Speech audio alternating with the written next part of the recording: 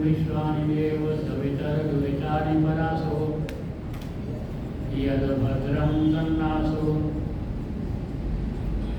तू सर्वेश सकल सुखदाता शुद्ध स्वरूप विधाता है। उसके कष्ट नष्ट हो जाते जो तेरे ढिंगाता है। सारे दुर्गुण दुर्व्यसनों से हमको नाथ बचा लीजिए। मंगलमय गुण कर्म पदार्थ प्रेम सिंधु हमको दीजिए। दया तथा आनंद से पूरित जिनका नाम, उन महर्षिवर को मेरा बारंबार प्रणाम। वेद की दिव्य ज्योति जगाई सदा, भक्ति सिखलाई शिव सच्चिदानंद की। मंत्र स्वाधीनता का पढ़ाया प्रथम, कुप्रथा भिन्नता भेद की बंदगी। नारियों को पिलाया उचित सत्य की प्रगति, बंद छल छंद पाखंड की। आज नर नारियों प्रेम से बोलिए जय उसी पूज्य ऋषिवर दयानंद। श्रद्धा के योग माता शक्ति तथा उपस्थित चिंतनशील मननशील पुरुषों, गत सप्ताह भी चूंकि गत सप्ताह रविवार को महर्षि दयानंद सरस्वती का जन्मदिन था, जयंती थी, तो उस पर भी मुझे सौभाग्य प्राप्त हुआ महर्षि दयानंद के विषय में कुछ अपने विचार प्रस्तुत करने के लिए। अभी 4 दिन पहले पौराणिक जगत के द्वारा शिवरात्रि का पर्व हमारे देश में और विश्व में जहाँ जहाँ भी पौराणिक जगत विद्यमान है, वहाँ पर शिवरात्रि का पर्व बड़े धूमधाम से मनाया गया। मानवता की दिशा बदलने वाले महर्षि दयानंद का बोध दिवस भी शिवरात्रि को ही हुआ था। इस बात को सभी जानते हैं कि शिवरात्रि की रात्रि ने मूल शंकर के मन और मस्तिष्क को विद्वेलित कर दिया था। मन में कुछ प्रश्न उठे थे, ये जो कुछ भी हुआ, ये जो घटना हुई, ये सही है गलत है? मुझे जो कुछ भी बताया गया, क्या वो गलत है? मैंने दूसरों से पूछा, शंका समाधान की, मुझे संतुष्टि प्राप्त नहीं हुई, वो सही है या गलत है? वास्तव में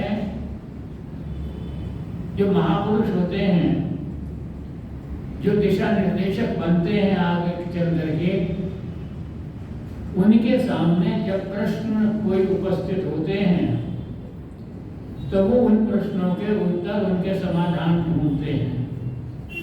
हम जैसे सामान्य व्यक्ति जो होते हैं, वो प्रतिदिन घटनाएं घटती हैं और हमारे सामने कोई भी प्रश्न जो है उपस्थित ही नहीं होता है तो हम उसको सामान्य घटना के रूप में जो है मान लेते हैं।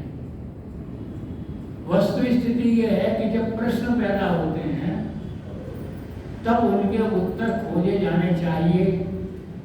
उत्तर खोजे जाते हैं, उत्तर प्राप्त किए जाते हैं और उन उत्तरों में से भी प्रश्न उठते हैं। फिर उन प्रश्नों के भी उत्तर जो है वो प्राप्त किए जाते हैं। इस प्रकार से प्रश्न और उत्तरों के द्वारा ज्ञान की वृद्धि होती है। एक अकेले व्यक्ति की भी होती है, समूह की भी होती है, समाज की भी होती है।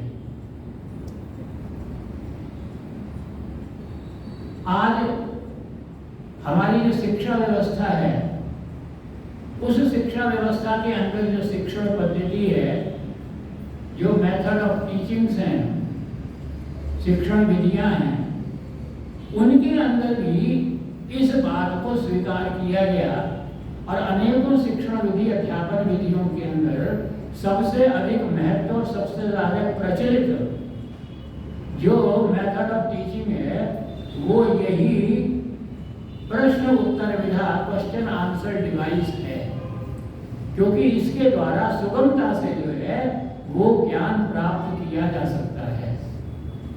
इसीलिए महर्षि दयानंद ने अपने लेखन के अंदर उन्होंने पुस्तकें लिखी और अमर ग्रंथ सत्यार्थ प्रकाश की रचना की, और उस सत्यार्थ प्रकाश के अंदर उन्होंने प्रमुख रूप से प्रश्न उत्तर प्रणाली को ही अपनाया है।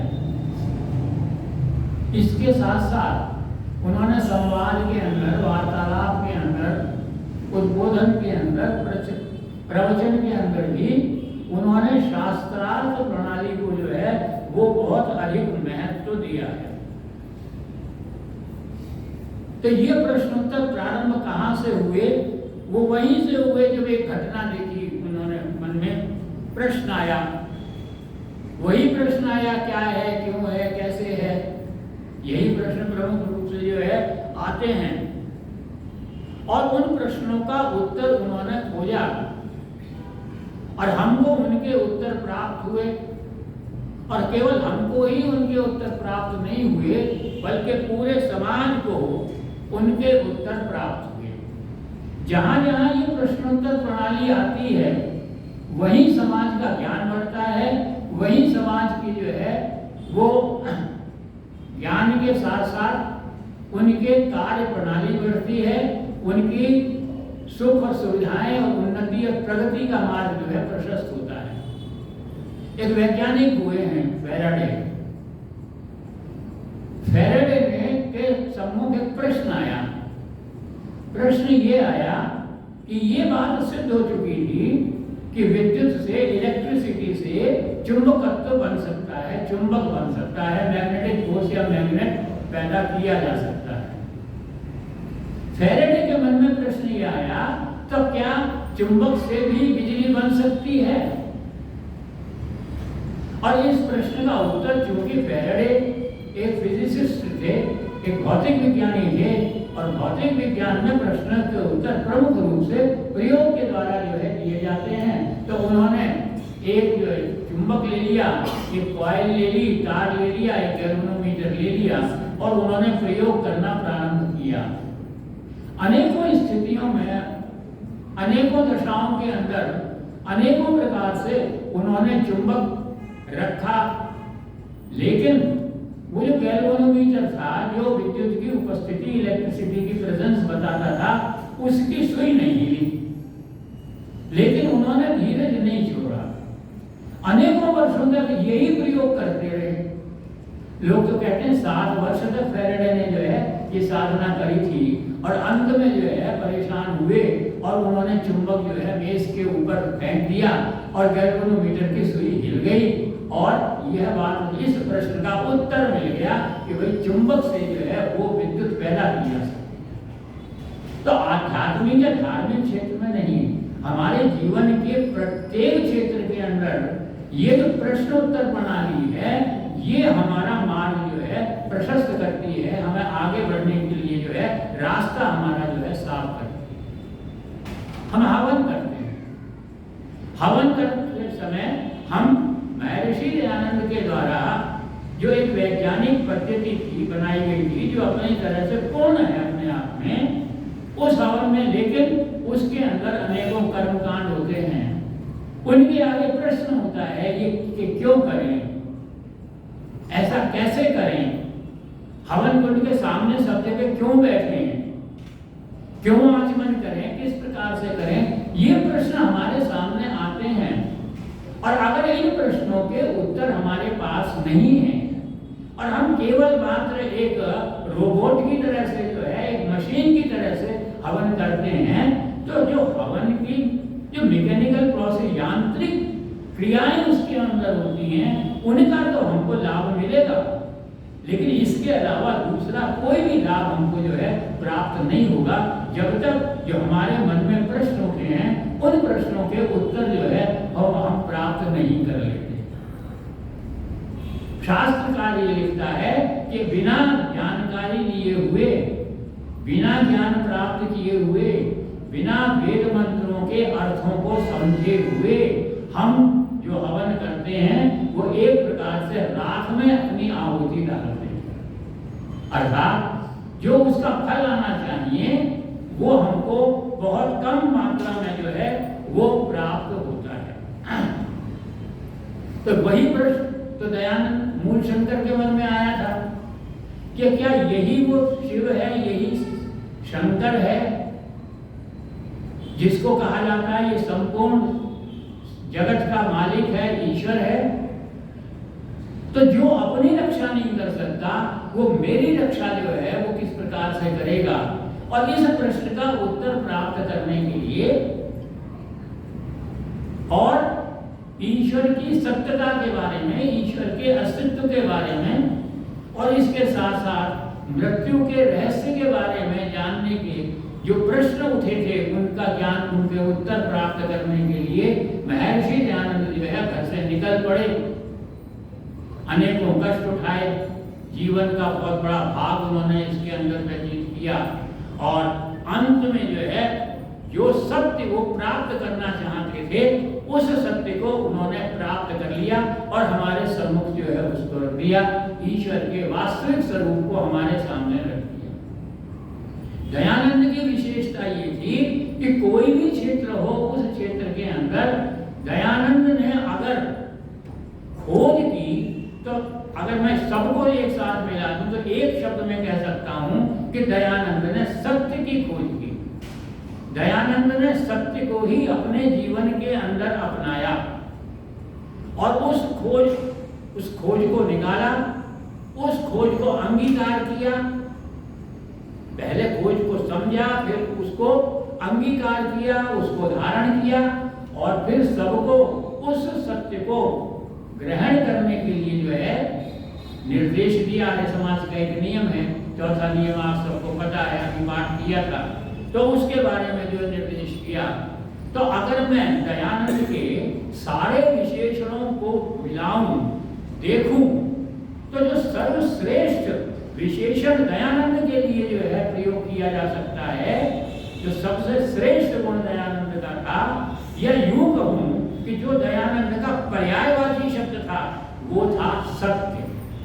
सत्य को उन्होंने जो है जीवन में अपनाया और उनके सारे कार्य सत्य से ही प्रारंभ हुए। जो उन्होंने ग्रंथ लिखा उसका नाम भी उन्होंने सत्यार्थ प्रकाश। आर्य समाज की स्थापना की, आर्य समाज के 10 नियम बनाए। उन 10 नियमों में का प्रारंभ जो पहले नियम से किया उसमें भी पहला शब्द जो है सत्य विद्या ही था। और आप आर्य समाज के नियम भी आपने पढ़े, 5 नियम प्रारंभ के ऐसे हैं जो सत्य से शुरू होते हैं या जिसके अंदर सत्य ही सत्य हमको दिखाई देता है। इस प्रकार दयानंद ने जो है वो सत्य को अपने जीवन में धारण किया और सत्य ये है कि मनुष्य के जीवन के अंदर कई प्रकार के जीवन मनुष्य जीता है, लेकिन जो सर्वश्रेष्ठ जीवन है वो उसका आध्यात्मिक जीवन है। और अगर हम दयानंद को देखें तो दयानंद वास्तव में एक आध्यात्मिक पुरुष थे, वो एक धार्मिक महापुरुष थे, वो एक धार्मिक उपदेष्टा थे, वो एक धर्म प्रचारक थे। उन्होंने धर्म को एक व्यापक आधार प्रदान किया और उस व्यापक आधार के ऊपर के आधार पर उन्होंने जो है ईश्वर की जो है वो व्याख्या हमारे सामने रखी। ईश्वर के वास्तविक स्वरूप का को उन्होंने हमारे सम्मुख जो रखा। दयानंद का जो समय था, अगर उस समय को देखें तो ईश्वर और धर्म के संबंध में ये पूरा समाज अनेक वर्गों में विभाजित था। पहला वर्ग वो था जो ईश्वर को मानता ही नहीं था। वो वर्ग जो था वो हमारे देश में कम था, लेकिन यूरोप में उसकी संख्या बहुत अधिक थी। ईश्वर को ना मानने वालों की संख्या बहुत अधिक थी। क्यों अधिक हुई? क्योंकि यूरोप के अंदर चर्च का शासन था। चर्च की धारणा क्या थी? चर्च की धारणा ही नहीं, जितने मत जितने संप्रदाय पूरे विश्व के अंदर स्थापित थे, उन सब वो सब चाहे विभिन्नताएं हों उनके अंदर, आपस में लड़ाई झगड़े भी होते हों, लेकिन एक मामले में सब एक मत में थे। और वो क्या था? बाबा वाक्यम प्रमाणम। जो बाबा ने कह दिया वो सही, जो हमारी धार्मिक किताब ने कह दिया, जो इल्हाम ने कह दिया वही सही है, इसके अलावा सारा सब कुछ जो है वो गलत है। तो यूरोप में ये काम चर्च कर रही थी, वो कह रही थी जो ईसा मसीह ने कहा वो सही, जो बाइबल में लिखा वो सही। उसी के साथ साथ यूरोप के अंदर उदय हुआ नए विज्ञान का। नए विज्ञान का उदय भी पहली प्रकाश की किरण विज्ञान की, नए विज्ञान की, वो पश्चिम के अंदर ही जो है उदय हुई थी। वैज्ञानिकों का क्या मत था, उनका क्या कार्य था? ये संपूर्ण जगत, ये संपूर्ण सृष्टि जो है इसका अध्ययन करना, इसकी स्टडी करना, इसके बारे में जानकारी प्राप्त करना, सृष्टि के नियमों को, सृष्टि के सिद्धांतों को समझना, उन्हें सिद्ध करना, उनको खोज करना और उनके आधार पर मनुष्य की सुख सुविधा के साधन जो है वो उत्पन्न करना, ये विज्ञान का उनका उद्देश्य था।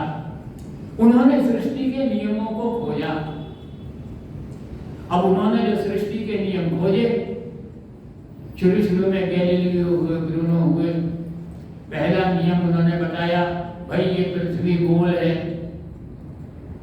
चर्च वालों ने कहा पृथ्वी गोल नहीं हो सकती, हमारे ग्रंथ के अंदर जो है वो पृथ्वी चटाई की तरह से चपटी है। अस्वीकार कर दिया। वैज्ञानिकों ने आगे खोज की, उन्होंने कहा ये पृथ्वी अपनी अक्ष पर घूमती है, ये पृथ्वी सूर्य के चारों तरफ घूमती है, सूर्य भी स्वयं घूमता है, सौर मंडल भी घूमता है, सारे सौर मंडल गति करते हैं, छोटे से छोटा परमाणु भी गति करता है। उपनिषद में आया है अणु अणुयान महतो महियान, सब चीज गति कर रही है। चर्च ने सिरे से खारिज कर दिया, ये गलत है, पृथ्वी चटाई की तरह से चपटी है और सूर्य पृथ्वी के चारों तरफ चक्कर काटता है। तब धर्म तथा कथित धर्म और विज्ञान में आपस में द्वंद्व चालू हुआ। शासन किसका था? चर्च का था। समाज पर अंकुश किसका था? चर्च का था। संचालन कौन कर रहा था? चर्च कर रही थी। नतीजा क्या हुआ? चर्च के द्वारा जो है वो वैज्ञानिकों के ऊपर अत्याचार प्रारंभ कर दिए गए, क्रूरता के साथ व्यवहार उनके साथ किया गया। त्राहिमाम त्राहिमाम वैज्ञानिकों में मच गई। इतना अत्याचार किया उनके साथ, इतना दमन किया कि उनको तड़पा तड़पा करके मृत्यु दंड दिया गया, उनके प्राण लिए गए। विज्ञान और प्रखर हुआ और प्रतिशोध के अंदर आ गया और जो उन्होंने ईश्वर की परिभाषा दी, जो ईश्वर का स्वरूप दिया, उसको विज्ञान ने सिरे से जो खारिज कर दिया। बोले ईश्वर नाम की कोई चीज नहीं है। तो एक शायर ने कहा कि यहाँ भी तू नहीं मिलता, वहां भी तू नहीं मिलता, कशाकश में है दीवाना, तेरा सजदा कहाँ कर ले। उसने कहा भाई यहाँ भी नहीं मिलता, वहां भी नहीं मिलता। कोई प्रबुद्ध व्यक्ति था, समझदार था, उसने कहा तू जगह क्यों ढूंढ रहा है? अंतःकरण में तेरे जो है ईश्वर विद्यमान है। उसने कहा नगर दीवाने ये उल्फत, तलाशे मर कदे सजदा, तुझे सजदे से मतलब है जहां चाहे वहां कर। एक शायर ने और कह दिया कि उस शायर ने ये कहा कि जिसका पता चले न कहीं कुछ निशान मिले, गाफिल को बेनिशान किसी को कहाँ मिले, ज़ेरे ज़मीन मिले न कहे आसमां मिले, जो शय कहीं ना हो वो किसी को कहाँ मिले। तो विज्ञान ने कहा जो शय दिखाई नहीं देती तो है ही नहीं, इसलिए उन्होंने ईश्वर को जो है नकारा। इस तरह से नास्तिकता का जो है वो प्रभाव हमारे यहाँ बढ़ता है। अब हमारे देश की स्थिति क्या थी? हमारे यहाँ एक बहुत बड़ा वर्ग, क्या पूरा ही पूरा समाज समझ लीजिए, वो ईश्वर को मानता तो था लेकिन जानता नहीं था। ईश्वर को वहां खोजता था, वहां ढूंढता था जहां ईश्वर उसको मिलता नहीं था। वो ईश्वर को जो है दुनिया की चकाचौंध में ढूंढता था। वो ईश्वर को जो है नाच गाने के अंदर, संगीत के अंदर जो है ईश्वर को ढूंढता था, और वहां जो है उसको ईश्वर जो है मिला नहीं, तो वहां भी जो है निराशा आ गई। तो इन परिस्थितियों के अंदर महर्षि दयानंद का जो है वो प्रादुर्भाव जो है वो हमारे समाज के अंदर हुआ, और उन्होंने वेद के आधार पर सबसे पहले ईश्वर के बारे में बात की। क्या प्रमाण है कि सबसे पहले, क्योंकि आर्य समाज का जो पहला नियम लिखा उसमें उन्होंने ईश्वर की वास्तविक व्याख्या की। उन्होंने ईश्वर की एक वाक्य के अंदर परिभाषा अगर किसी ने दी तो महर्षि दयानंद ने वेद के आधार पर आर्य समाज के पहले नियम के अंदर ही उन्होंने उसकी परिभाषा दी। सत्य विद्या और जो पदार्थ विद्या, अभी जैसे पंडित जी व्याख्या कर रहे थे उसकी, इनसे जो कुछ जाना जाता है उन सब का आदि मूल परमेश्वर है। जब आदि मूल परमेश्वर है तो परमेश्वर की स्तुति, प्रार्थना, उपासना करने के लिए हमें सत्य विद्या और पदार्थ विद्या दोनों का ज्ञान करना आवश्यक है। शास्त्रीय रूप में जो हमारे शास्त्र के बैठे हुए हैं, ये सत्य विद्या और पदार्थ विद्या को परा विद्या और अपरा विद्या के रूप में जो है उसकी जो है व्याख्या करते हैं। अर्थात आध्यात्मिक दृष्टि से परा विद्या का जानकारी का ज्ञान होना आवश्यक है, लेकिन इस भौतिक जगत के अंदर इस भौतिक शरीर को का संचालन करने के लिए हमें अपरा विद्या की भी आवश्यकता है।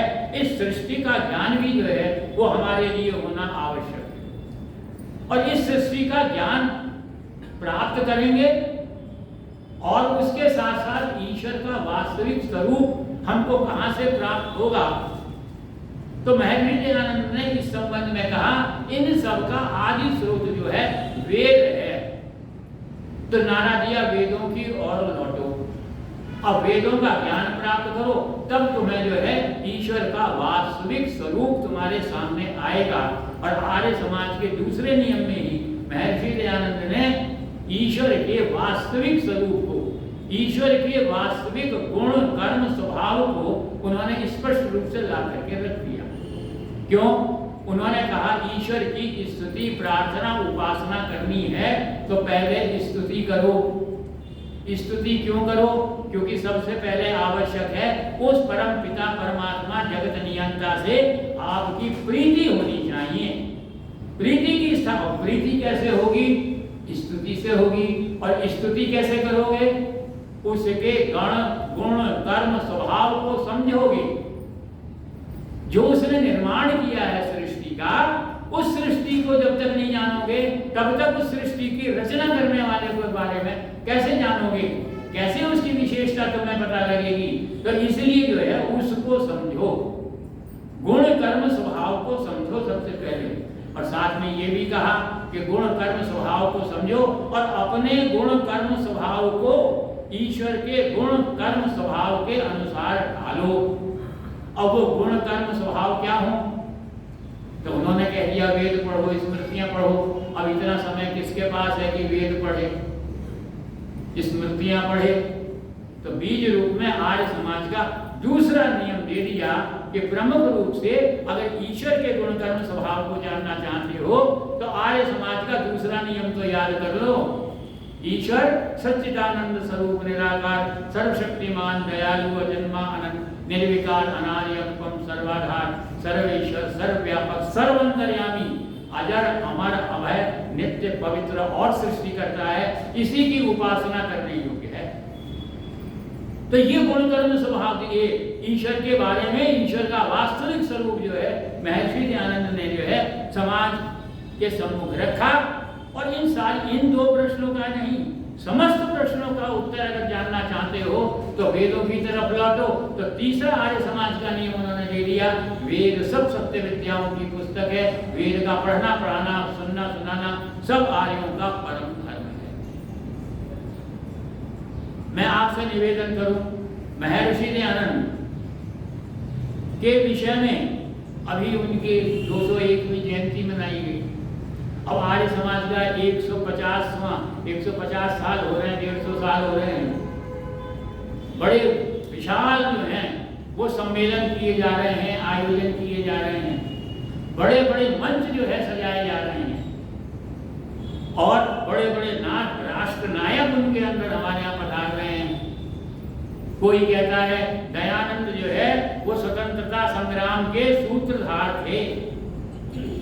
स्वराज और स्वदेशी शब्द सबसे पहले अगर किसी ने प्रयोग किया था तो दयानंद ने किया था। दूसरा कहता है समाज के अंदर जो अंधविश्वास कुरीति थी, आडंबर था, ढोंग था, इसको समाप्त करने वाले सबसे बड़े समाज सुधारक जो थे वो दयानंद थे। सबने कहा असमानता छाई हुई थी समाज के अंदर, उस असमानता को दूर करने के लिए दलित उद्धार का काम जो है वो दयानंद ने किया। किसी ने कहा कि देखो प्राचीन वैदिक युग के अंदर मनु कह गए कि यत्र नार्यस्तु पूज्यन्ते रमन्ते तत्र देवता, जहाँ नारियों की पूजा होती है वहाँ देवता निवास करते हैं। और नारियों की कितनी दुर्दशा थी उस समय। पिछली बार भी एक तो किसी कारणवश जो है पिछले 2-3 जो अपने अधिवेशन हुए मैंने जो बात कही तो वैसे तो आ जाती है लेकिन इस बार नहीं आई। वैसे मैं उनको देखता भी नहीं। श्रद्धानंद जी के बारे में जो है मित्र ने कहा था कि भाई श्रद्धानंद के बारे में तुमने बोलना है, मैं कभी निकाल लो होता है। किसी कारणवश जो है वो यूट्यूब पर नहीं आया पिछली बार ध्यान। तो मैं ये सोचने लगा, इन्होंने आदेश दिया कि आज जो है उसी पर बोलना है ऋषि। तो मैं विचार ये करने लगा कम से कम वो ना बोलूं जो पिछले रविवार को ही बोला था, लेकिन वो मुझे मिला नहीं। तो हो सकता है कहीं जो है पुनरावृत्ति मेरी बातों की या बिंदुओं की हो जाए। तो उन्होंने जो है धर्म की बात जो है तो मैं ये कह रहा था कि दयानंद के विभिन्न रूप इन मंचों के द्वारा, इन बड़े बड़े विद्वानों के राष्ट्र नायकों के द्वारा दयानंद के लिए जो प्रयोग किए जाते हैं, ये सारे गुण, ये सारी बातें 100% सही हैं, 100% सही हैं। लेकिन इनसे ऊपर दयानंद एक और गुण है दयानंद के अंदर, एक और विशेषता दयानंद की है कि दयानंद मूल रूप से आध्यात्मिक थे। दयानंद मूल रूप से एक धार्मिक पुरुष थे। वो पहले धार्मिक थे, वो पहले ईश्वर भक्त थे। उन्होंने भक्तिवाद, वास्तविक भक्ति ईश्वर की क्या होती है वो मार्ग हमको दिखाया उन्होंने। तो वास्तव में एक धार्मिक महापुरुष अगर कोई हमको दिखाई देता है तो वो महर्षि दयानंद ही दिखाई देते हैं। बाकी वो सारे धार्मिक गुण दूसरे जितने भी धर्म के ठेकेदार हैं, धर्म के अधिष्ठाता हैं, उनके अंदर जो है दिखाई नहीं देता। सूत्र रूप में शास्त्र का जो है वो उद्धृत करते हैं दयानंद। धर्म क्या है? वो कहता है श्रुति स्मृति सदाचार सत्य प्रिय आत्मना। भाई धर्म की बात करते हो तो धर्म का पहला लक्षण है वेद श्रुति, इसको पढ़ लो धर्म के बारे में जान जाओगे। दूसरा स्मृति पढ़ो, स्मृति से धर्म के बारे में जानकारी मिलेगी। तीसरा सदाचार, अपने आचरण को शुद्ध करो तब धार्मिक बन सकोगे। और चौथा सस्य प्रिय आत्मना, अपनी आत्मा को जो प्रिय लगे वैसा ही व्यवहार आप दूसरों के साथ करो। योग में भी तो यही कहा गया कि यम का पालन करो, नियम का पालन करो। यम का मतलब क्या है? 5 यम बता दिए, इनका पालन करो। और ये पालन करने से क्या होगा कि दूसरे के साथ कैसा व्यवहार करना है ये व्यवहार करना तुमसे आ जाएगा। नियमों का पालन करो, शौच संतोष तपता, तो तुम्हें अपना आचरण कैसा होगा उसको आप जो है शुद्ध कर सकोगे। तो धर्म के ये लक्षण महर्षि दयानंद ने शास्त्र के अनुसार प्रस्तुत किए। क्या कहा चौथा?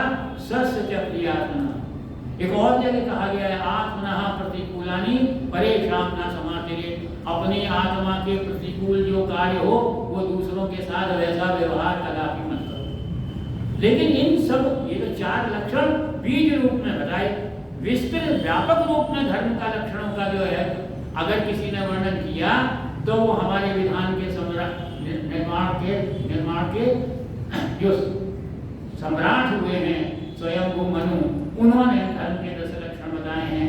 धृति क्षमा तपोस्तेयम शौचम इंद्रिय निग्रह धीर विद्या सत्यम अक्रोधः दशकम धर्म लक्षण।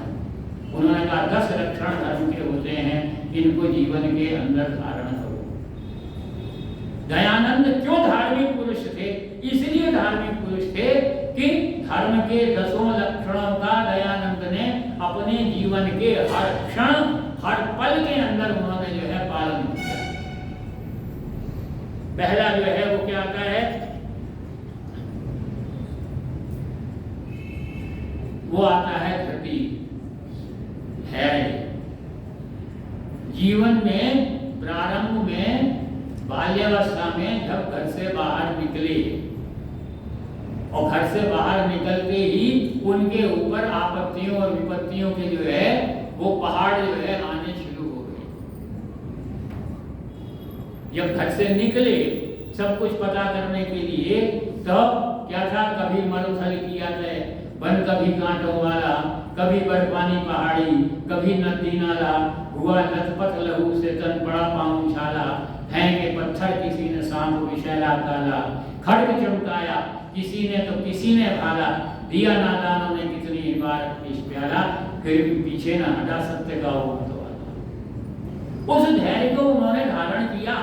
केवल ज्ञान प्राप्ति तक ही नहीं, जब कार्य क्षेत्र के अंदर उतरे तब भी साजिशें और षड्यंत्र दयानंद के समानांतर चला करती थी। हर जगह अपमान होता था, हर जगह ईंट पत्थर फेंके जाते थे, हर जगह कीचड़ फेंकी जाती थी, क्या नहीं हुआ। लेकिन उस महान, जिसको कहूंगा मैं वास्तविक रूप से धर्मावतार था, उसने धैर्य को पूरी तरह से अपने जीवन के अंदर धारण किया। एक कोई छोटा सा उदाहरण भी दयानंद के जीवन में नहीं मिलता जहां पर उन्होंने धीरज खोया हो, धैर्य खोया हो।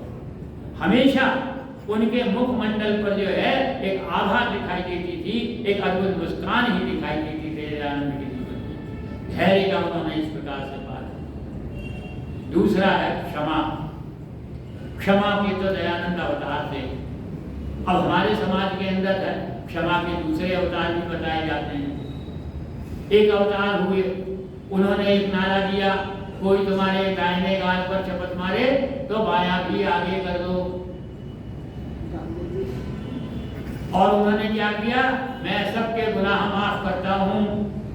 ये गुनाह माफी की जो है परंपरा हर संप्रदाय में हर स्थान के ऊपर रही है। मैं सारी गठरी बना करके ले जाऊंगा तो नए सिरे से पाप करना शुरू कर दो, कोई समस्या नहीं है। हमारे यहाँ भी तो कितने 66 करोड़ जो है पाप जो है धोकर के आए हैं अभी। तो क्षमा, ये क्षमा का उदाहरण हमारे सामने आदर्श रूप में जो है रखा जाता है। लेकिन जीवन के हर क्षण के अंदर क्षमा अगर किसी ने किया तो दयानंद ने। दयानंद को 17 बार विषपान कराया गया। कभी पान में दिया, कभी नाक छोड़ा गया, कभी आक्रमण किया गया, कभी कुछ किया गया, कभी उनको लेकर के पानी में डुबोने की बात करी। लेकिन दयानंद ने हमेशा अपने घातक को क्षमादान दिया। अपने घातक को क्षमादान देने वाला कोई उदाहरण नहीं मिलता है धर्माचार्यों के अंदर। एक बार पान में किसी ने जहर दे दिया, स्वामी जी को पता लगा कि गड़बड़ है, योग की न्याली आदि क्रिया से समाप्त कर दिया। उस अपराधी को तहसीलदार ने पकड़ लिया, उसको बंदी लगा बना करके स्वामी जी के सामने जो है पेश कर दिया। बोले महाराज ये अपराधी है जो आपके प्राण लेना चाहता था। दयानंद क्या कहते हैं, मैं लोगों को बंधन से छुड़ाने आया हूँ, बंधन में बांधने के लिए नहीं आया।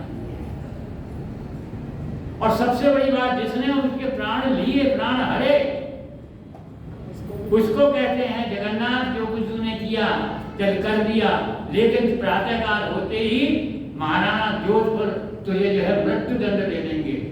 इसलिए उसको जीवन दान दिया, उसको अभय दान दिया। और उस समय उनके पास 500 रुपए रखे थे, 500 रुपए की थैली दे दी। आज के 500 रुपए नहीं थे, 1883 के 500 रुपए थे। और वो कितने करोड़ में होंगे इसका हिसाब आप लगा लीजिए, कैलकुलेशन कर लीजिए। उसको क्षमा दान दे दिया। तो क्षमा के तो वास्तविक अगर कोई अवतार हमको दिखाई देते हैं तो दयानंद दिखाई देते। तो धरती क्षमा दम, दम का मतलब होता है मन को जो है वो नियंत्रण में रखना। तो दयानंद तो उपदेश ही देते हैं, वेद का मंत्र देते हैं सबको। यज्ञाकृतो दूर मुदय की देवम सद सुप्तस्य तथैवेति दूरं गमं ज्योतिषाम ज्योतिरेकम तन्मे मनः शिव संकल्पमस्तु। अरे तुम अपने मन को इतना जो है बलवान बनाओ, इतना मनोबल ऊंचा होना चाहिए कि तुम शिव संकल्प को धारण करो। केवल संकल्प नहीं, मन कैसा हो जो शिव संकल्प धारण। पर कब होगा? जब मन तुम्हारे नियंत्रण के अंदर होगा। दयानंद को हुआ वैराग्य। शिवरात्रि की घटना घटी, माँ बहन की मृत्यु हुई, चाचा की मृत्यु हुई। सोचा इन सारे प्रश्नों के उत्तर लेने निकलता हूँ घर से। परिवार वालों को पता लग गया। अब इसकी दिशा कैसे बदली जाए इस नवयुवक की? तो कैसे बदली जाती है? विवाह कर दो। अब विवाह का जो है वो कार्यक्रम शुरू हो गया। घर को सजाया जाने लगा, आस पड़ोस को सबको सजाया जाने लगा। खूब जो है गाने बजाने शुरू हो गए, मंगलाचरण शुरू हो गए, अनेकों पकवान बनने शुरू हो गए। सब जगह हर्ष और उल्लास का वातावरण था। क्यों ये वातावरण था? ताकि मूल शंकर घर न छोड़े। लेकिन मूल शंकर को तो अपने मन पर पूरा अधिकार था, इसलिए इस सारे तमाशे छोड़ करके दयानंद मूल शंकर घर से बाहर निकल। और इसके अलावा भी जीवन में जो जो घटनाएं घटी हैं, सारी घटनाएं तो कहीं नहीं जा सकती और रिपीट भी बहुत बार हो चुकी हैं। तब मैं आपसे निवेदन करूं कि वो घटनाएं जो हैं उनमें सब जगह दयानंद जो है उनका मन के ऊपर नियंत्रण रहा। धरती क्षमा दम अस्तेय। अस्तेय का मतलब होता है चोरी ना करना। हमारे दैनिक जीवन में चोरी ना करने के 3 प्रकार होते हैं। एक चोरी होती है धन दौलत की, पैसे की, संपत्ति की। दूसरी चोरी होती है काम की चोरी होती है। और तीसरी चोरी जो है वो समय की चोरी। 3 प्रकार की चोरियां जीवन के अंदर होती हैं। जो धन की चोरी नहीं करता वो ऑफिस में अपने काम की चोरी करता है। जो काम की चोरी नहीं करता वो समय की चोरी करता है। तो ये 3 प्रकार अगर इन सबको एक सूत्र में, एक वाक्य के अंदर कहें कि भाई चोरी का मतलब, चोरी ना करने का अर्थ क्या है, तो चोरी करने का, ना करने का अर्थ एक वाक्य के अंदर कह सकते हैं, धन के कारण धर्म को ना त्यागना। कितने ही लोग प्रलोभन आपको मिल जाए, लालच मिल जाए, आप उनको त्याग लीजिए, अपना धर्म पहले समझिए, उसका पालन पहले करिए। महाराणा उदयपुर का एकनाथ का मंदिर आज भी लोग जाते हैं, जाकर के उदयपुर जाते हैं, साथ में उस मंदिर में जाकर लोग, उस समय उस मंदिर की आय करोड़ों रुपए की आय थी। उसका मठाधीश बनने के लिए और अपना राजगुरु बनाने के लिए उन्होंने महर्षि से जो है निवेदन किया, विनय करी। क्यों? वो उनके भक्त थे, उनकी विद्वता को, उनके योग को समझते थे। महर्षि दयानंद के कहते हैं कि उनके योग का प्रदर्शन किसी ने उदयपुर में देखा था। असत्यार्थ प्रकाश की रचना भी महीनों उदयपुर में रह करके गई। तो एक आत्मिक स्नेह महाराणा का दयानंद के साथ था। अब इसको कैसे उजागर करूं? तो निवेदन कर दिया, महाराज इस से जिसकी करोड़ों रुपए की आय है, इस मंदिर के आप मठाधीश बन जाइए और मेरे राजगुरु बनने का मुझे सौभाग्य प्राप्त कराइए। दयानंद कहते हैं कि महाराणा, तुम्हारे राज्य को मैं एक दौड़ में पूरा कर सकता हूँ, लेकिन उस जगत नियंता, उस प्रभु की दौड़ के राज को मैं कैसे अलग हो सकता हूँ? कौन सी दौड़ से पूरा कर सकता हूँ? और उनकी जो है, जो उन्होंने विनय की थी, आग्रह किया था, उसको अस्वीकार कर दिया। यह है चोरी न करना। धरती क्षमा, ब्रह्मस्तेयम, शौचम। शुद्धता, पवित्रता हमारे जीवन के अंदर होनी चाहिए। इस पवित्रता का भी आपने अभी उदाहरण देखा, ये लंबा चौड़ा कितने महीने का कार्यक्रम हुआ। शब्द जो है पवित्र करने के लिए चले गए। हमारा शास्त्र क्या कहता है पवित्र के बारे में? अद्विगात प्राणी शुद्धन्ते मना सत्य न शुद्धते। पानी से शरीर शुद्ध होता है, चाहे कोई भी पानी क्यों ना हो। पानी से शरीर, जल से शरीर शुद्ध होता है, और मन सत्य से शुद्ध होता है, बुद्धि ज्ञान से शुद्ध होती है, आत्मा तप से शुद्ध होती है। तो महर्षि दयानंद ने अपने जीवन के अंदर अपने जीवन को जो शुद्ध बनाया था, पवित्र बनाया था, पुनीत बनाया था, पावन बनाया था, वो केवल मात्र पानी से नहीं बनाया था, बल्कि उन्होंने मन के अंदर सत्यता थी, सत्य से मन को शुद्ध किया था, बुद्धि को ज्ञान से शुद्ध किया था, आत्मा को तप से शुद्ध किया था। तब इस प्रकार से हम देखते हैं कि महर्षि दयानंद जो हैं वो आंतरिक और बाह्य शुद्धता में, पवित्रता में पूर्ण थे। उनकी कुटिया के बराबर में एक महात्मा की कुटिया थी, शायद मैंने गत वर्ष बता दी, गत सप्ताह बता दिया है। वो महात्मा जो है सुबह से उठते ही दयानंद को अपशब्द बोलने लगते, गालियां देने लगते, बकवास करने लगते। दयानंद मुस्कुराते रहते। एक दिन श्रद्धालु लोग स्वामी जी के लीलाएं हैं, उसमें बहुत सारे फल थे। स्वामी जी ने सारे फल फेर दिए और उनमें से जो अच्छे अच्छे फल थे, रसदार फल थे, बढ़िया फल थे, वो एक टोकरी में रख करके कहा कि ये सामने महात्मा जी हैं, इनको दे आओ। बोले महाराज ये रोज तो गालियाँ देते हैं आपको, इतना अपशब्द कहते हैं, आपका अपमान करते हैं, आप इनको फल भेज रहे। बोले कोई बात नहीं, फल खा करके तरोताज़ा हो जाएंगे, ताजगी महसूस करने लगेंगे। गए, उस महात्मा ने भी कहा गलत आ गए, दयानंद मुझे ये फल क्यों भेजेंगे, मैं तो रात दिन उनको भला बुरा कहता हूँ, उनकी बुराइयां करता हूँ। बोले नहीं साहब, आपके लिए ही भेजे थे। वो थी शुद्धता जिसने अपनी शुद्धता ने दूसरे का मन जो है शुद्ध कर दिया। एक आत्मग्लानि हुई इस महात्मा के मन में, और आत्मग्लानि के फलस्वरूप आए महात्मा जी के प्रणाम करके और उनसे क्षमा मांग के जो दूसरे को भी शुद्ध कर दिया, वो शुद्धता दयानंद में थी। तो धृति क्षमा नमोस्तेयम शौचम इंद्रिय निग्रह, इंद्रियों पर पूरा घमंड था, नियंत्रण था। कितना बड़ा नियंत्रण था। पिछले सप्ताह मैंने आपको 2-3 उनके उदाहरण बताए थे। एक गणिका आई थी उनके पास, पूरे 16 श्रृंगार किए हुए, अप्सरा का रूप धारण किए हुए, पूरा सौंदर्य दिखाते हुए भेजा गया था, जाओ दयानंद को पढ़ो, हर्ष करो।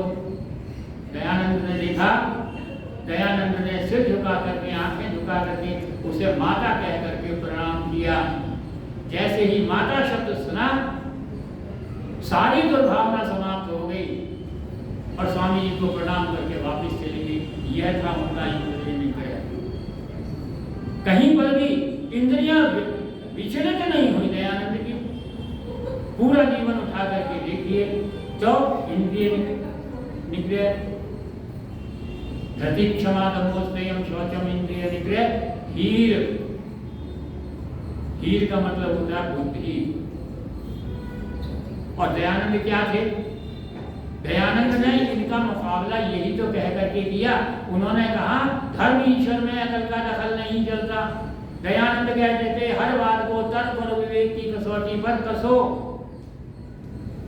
और तर्क और विवेक की कसौटी पर कब कसोगे?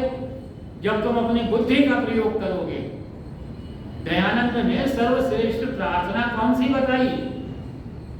सर्वश्रेष्ठ प्रार्थना गायत्री मंत्र बताई। क्यों? क्योंकि उसमें ईश्वर से हम बुद्धि की प्रार्थना करते हैं। मैं आपसे निवेदन करूं, आप सारे संप्रदाय, सारे मत, सबको देख लीजिए। कहीं पर भी आपको कोई भी धर्माचार्य जो है वो बुद्धि का समर्थक नहीं बनेगा। और दयानंद केवल मात्र प्रखर बुद्धि वाले व्यक्ति थे, जिन्होंने हर चीज की विवेचना बुद्धि के आधार पर की, तर्क के आधार पर की और विवेक के आधार पर। और धीर विद्या, विद्या के तो भंडार थे, इसीलिए उन्होंने जो है विद्या को, वेदों को आधार मानने की बात कही, विद्या की बात कही। आर्य समाज के नियम में भी हम लोगों को अवगत करा दिया, लिख दिया अविद्या का नाश और विद्या की वृद्धि करनी चाहिए। तब विद्या की अविद्या की बात की, तो धीर विद्या सत्यम अक्रोध, क्रोध तो दयानंद को कभी आया नहीं। मैंने पिछली बार भी कहा था कि दयानंद रोए एक बार जरूर थे, स्त्रियों की विधवा की दशा देख करके। गौकर्णा निधि में उन्होंने जो है वो ईश्वर को उल्हाना भी दी थी, लेकिन क्रोध कभी नहीं किया। कर्ण मास में राव कर्ण सिंह क्रोध में आ गए और इतने क्रोध में आए कि म्यान से तलवार खींच ली। स्वामी जी ने धीरे से तलवार छीनी और दो टुकड़े करके फेंक दिए और क्या करा, आत्मा की अमरता का उपदेश दिया। कर्ण सिंह, विक्रम सिंह जी ने कहा योग को नहीं मानता, ये नहीं मानता, क्रोध नहीं किया। जब चलने लगे तो बग्घी तो बाएं हाथ से पकड़ नहीं पाए, उसका पायदान पकड़ लिया और वो बग्घी आगे बढ़ने का नाम नहीं ले। लेकिन दयानंद ने क्रोध कभी नहीं किया। पूना की घटना पिछली बार बताई थी, हैं कैसे करते उनके श्रद्धालु दुखी हुए, महाराज आपको नीच कह रहे हैं। स्वामी जी हंसने लगे, मैं भी तो ये कहता हूँ निर्मता जाते शूद्रा। महाराज उन्होंने एक आदमी को मुकाला करके और ये सब करके कर दिया, तो बोले असली दयानंद कौन है? कि असली तो आप हैं। तो बोले नकली दयानंद भी तो यही दुर्दशा होनी चाहिए। हर बात को विक्स और ह्यूमर के अंदर कहने वाले तो दयानंद मिलते हैं, हास परिहास में दयानंद मिलते हैं, व्यंग में मिलते हैं, परिहास में मिलते हैं, लेख में मिलते हैं, भाषण में मिलते हैं, लेकिन क्रोधी दयानंद का कोई रूप हमको दिखाई नहीं देता। और उससे पहले सत्य के बारे में मैं अभी आपको बता चुका हूँ। दयानंद ने तो खोज की, तो सत्य की जीवन के अंदर अपनाया, तो अपनाया जीवन में भी सत्य को ही अपनाया। इसीलिए चौथा नियम क्या दिया, सत्य के ग्रहण करने और असत्य के छोड़ने में सर्वदा उद्यत रहना चाहिए। तो सत्य को उन्होंने जीवन में अपनाया। अब हम भी जो है औरों की तरह से दयानंद के गुणगान कर लेते हैं, दयानंद के गुणगान करते हैं, आर्य समाज की बात करते हैं, लेकिन यह जो बोध दिवस है जो हम मनाते हैं, जयंती मनाते हैं, क्या सिर्फ ये धूमधाम से गुणगान करने से ही कार्य बनेगा? अरे महर्षि दयानंद तो ईश्वर के लिए कहते हैं कि ईश्वर के गुण कर्म स्वभाव की स्तुति करो, उनका गायन करो, लेकिन ईश्वर के गुण कर्म स्वभाव के अनुसार अपने गुण कर्म स्वभाव का जो है निर्माण करो। तो भाई यह जो बोध दिवस है, इसके अंदर केवल गुणगान से काम नहीं चलेगा। हमें क्या करना चाहिए? हमें अपना आत्म विश्लेषण करना पड़ेगा कि हम कहां थे, क्या हो गए और क्या होंगे अभी। तो हमें अपना आत्म विश्लेषण करना होगा। और आत्म विश्लेषण करने के लिए हम क्या कर सकते हैं? हम दयानंद बन सकते हैं, दयानंद तो नहीं बन सकते। हम सूर्य नहीं बन सकते, लेकिन एक दीपक बन सकते हैं। हम बनने का प्रयत्न तो कर सकते हैं। वो वागीश्री जो है एक शेर सुनाया करते हैं कि छोटा हुआ तो क्या हुआ, जैसे आंसू एक सागर जैसा स्वाद है, तू चक्कर तो दे, क्योंकि दोनों का नमकीन होता है। तो यह जो बात है, हम छोटे से बड़े सागर ना बन सके, एक बूंद तो बन सकते हैं। और बूंद बनने के लिए दयानंद की सबसे बड़ी विशेषता क्या थी? उस तरफ तो चल सकते हैं। गत रविवार को जो समापन किया था प्रधाना जी ने, तो उन्होंने भी यही बात की थी कि वे हमें सत्य को जो है धारण करना चाहिए। सत्य को हम अपने जीवन में कैसे धारण करें? क्या सत्य बोलना ही सत्य है? और हर जगह तो सत्य बोलना सत्य में आता ही नहीं। तो सत्य को हम 6 प्रकार से हमें सत्य अपने जीवन में अपनाने का प्रयत्न करना चाहिए। सबसे पहला तो ये है जो महर्षि दयानंद ने हमको आदेश दिया है, दिशा दिखाई है, हमें सत्य ज्ञान प्राप्त करना चाहिए। वो सत्य ज्ञान की बात करते हैं पहले नियम में। तीसरे नियम में वेद को पढ़ने की बात करते हैं। हम कितना स्वाध्याय करते हैं। तो हमें जो है सत्य ज्ञान प्राप्त, अगर हम असत्य ज्ञान प्राप्त करेंगे तो निश्चित रूप से हम पतन की ओर जाएंगे, पराभव की ओर जाएंगे। सत्य ज्ञान प्राप्त करेंगे तो हम प्रगति और विकास की ओर जाएंगे, उन्नति के पथ पर अग्रसर। तो पहला है सत्य ज्ञान प्राप्त करना। और सत्य ज्ञान केवल मात्र प्राप्त करना ही नहीं, हमको उसके अनुसार सत्य विचारों को अपने जीवन में ढालने का प्रयत्न करना चाहिए।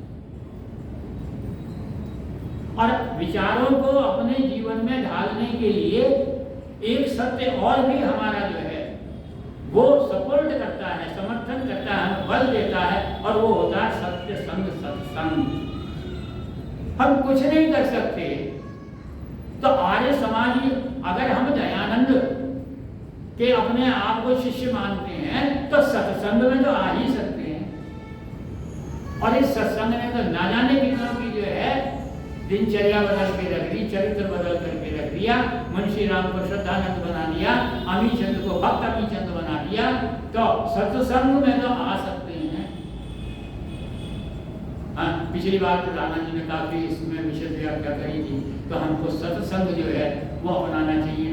उसके बाद हमारा आचरण जो है सत्य होना चाहिए, हमारा व्यवहार जो है वो सत्य होना चाहिए। और व्यवहार होने के साथ साथ एक चीज और सत्य है, हमारा आहार सत्य होना चाहिए। जैसा खाओगे अन्न वैसा बनेगा मन। आप वही काम करोगे जैसा कि आप भोजन करोगे। इसलिए महाभारत के अंदर कितने दूसरी जगह उदाहरण मिलते हैं सत्य आहार का ना होने का। महाभारत जो है प्रमुख जो है कारण होना। तो हमको जीवन के अंदर जो है सत्य, अब ये तो हमारा व्यक्तिगत हो गया। हम जीवन के अंदर कैसे हैं अपने जीवन के निर्माण में एक शब्द सत्य ले लें, और किन किन तरीकों से हम सत्यता की ओर चल सकते हैं। अरे 100% नहीं चल सकते तो 50% तो चल सकते हैं, 50 नहीं चल सकते तो 10% तो चल सकते हैं। प्रयास तो कर सकते हैं। सपने देखने के साथ साथ सपनों को पूरा करने का प्रयत्न तो कर सकते हैं। वो कहते हैं जो सपने देखते हैं उनके लिए रात छोटी होती है, रात छोटी हो जाती है। और जो सपनों की क्रियान्विति करते हैं, सपनों को पूरा करते हैं, उनके लिए दिन छोटे हो जाते हैं। तो हम सपनों का जो है, जो सपने देखते हैं उनका कर सकते हैं। दूसरा, व्यक्तिगत के साथ पारिवारिक रूप से आर्य समाज क्यों नहीं फैला? क्योंकि दयानंद की बात नहीं मानी। दयानंद ने कहा भाई परिवार की बात करते हो तो सबसे पहले परिवार की सीढ़ी है विवाह। हमने विवाह की तरफ ध्यान नहीं दिया। दयानंद कहते हैं लड़के और लड़कियों के गुण, कर्म, स्वभाव समान होने चाहिए, उनका विवाह साथ में करना चाहिए। हमारे यहाँ क्या होने लगा, एक परिवार का लड़का है, दूसरे परिवार की लड़की है, एक आर्य समाज का परिवार है, उसके अंदर संस्कार जो है वो हवन में बैठने के हैं। दूसरा पक्ष जो है वहां के परिवार जो है वो कौन सा होता है, कंडिया में लड्डू गोपाल को सुबह सुबह जो है वो नहलाने धुलाने के, कपड़े बनाने के। अब अगर इन दोनों का विवाह होगा कैसे गृहस्थी की गाड़ी चलेगी आगे? तो अगर हम अपने गृहस्थ को संभालना चाहते हैं, परिवारों को, आर्य समाज के आगे न बढ़ने का एकमात्र कारण ये है कि आर्य समाज पारिवारिक नहीं हुआ। हमने आर्य समाज को पारिवारिक बनाने की ओर प्रयत्न नहीं किया। जिन्होंने प्रयत्न किया उन्होंने उसका सुफल भी पाया, वो उनका परिवार सफल भी रहा। तो इस दृष्टि से जो है वो, और तीसरा आ जाता है सामाजिक दृष्टि से। हमें दयानंद के अगर हम गुणगान कर रहे हैं तो दयानंद ने क्या कहा? दयानंद ने 3 बातें कही, आमतौर पर भी कही जाती हैं कि जहां पर भी सामाजिक कार्य हो वहां पर तन, मन और धन से आप उसके अंदर रत हो जाइए, उसके अंदर लग जाइए। धन दीजिए। अब धन नहीं दे सकते तो भाई जितना धन है उतना दे दीजिए। बिल्कुल नहीं दे सकते तो बिल्कुल मत दीजिए। लेकिन यजुर्वेद का, ईशोपनिषद का पहला मंत्र याद रखिए। अंत में क्या था? ईशावास्यमिदं सर्वं यत्किंच जगत्यां जगत् तेन त्यक्तेन बुद्धिधा मागधा तस्य सिद्धनम। ये धन किसका है? तो इसी में से उत्तर मिलेगा आपको। ये धन उसका है जो धन का उपयोग करता है। और जो धन का उपयोग नहीं करता, दुरुपयोग करता है, वो धन उसको मार देता है। आप धन का उपयोग, आप सामाजिक कार्यों के अंदर भाई धन नहीं है तो आप धन का उपयोग करिए कि भाई मैं स्वयं जो है कार्य में सम्मिलित होऊंगा, मैं आपके आंदोलन में साथ चलूंगा, आपके कार्यों में आपके हाथ में हाथ बटाऊंगा, आपके हाथ से हाथ, कंधे से कंधा मिला कर चलूंगा, जितना चल सकता हूं उतना चलूंगा। नहीं तो कम से कम मन से तो साथ हो जाओ।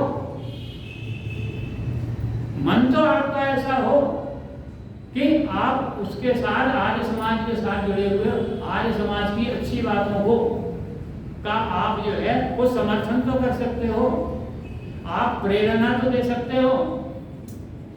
अरे वैसे ही चारों तरफ दृष्टि डालने नवयुवक दिखाई नहीं देते, जो बैठे हैं वो अध्ययन करते हैं, दर्शन का अध्ययन करते हैं, उपनिषदों का अध्ययन करते हैं। अरे कम से कम इनकी पीठ तो थपथपा सकते हो कि भाई बहुत अच्छा काम कर रहे हो, बहुत अच्छा स्वाध्याय कर रहे हो, ये कर रहे हो। तो जो काम कर रहे हैं उनको प्रेरणा तो दे सकते हो। तो इस प्रकार से जो है मैं आपसे निवेदन करूं, हमको इस बोध दिवस के उपलक्ष्य में अपना आत्मविश्लेषण करके हम जैसा जो कुछ कर सकते हैं उस ओर चलने का प्रयत्न कर सकते हैं। जो सपने देखते हैं हम, दिवा स्वप्न भी देखने लगते हैं, उन सपनों को साकार करने का भी प्रयत्न कर सकते हैं। आज जो हम बोध उत्सव मना रहे हैं, प्रकाश जी के एक छंद की कुछ पंक्तियों के साथ मैं अपनी बात जो है समाप्त करता हूँ कि जैसे कवि अपने मधुर छंद पर निछावर है, जैसे प्रेमी चकोर चंद्र पर निछावर है, भृंग अरविंद के मकरंद पर निछावर है, तैसे दिल मेरा दयानंद पर निछावर है, तैसे दिल मेरा दयानंद पर निछावर है। उस दयानंद पे बलिहार क्यों न जाए हम, क्यों न उसके लिए सर्वस्व निज चढ़ाए हम। आर्यवन सच्चे क्यों न उसका ऋण चुकाए हम, क्यों न श्रद्धा से गीत ये प्रकाश गाए हम।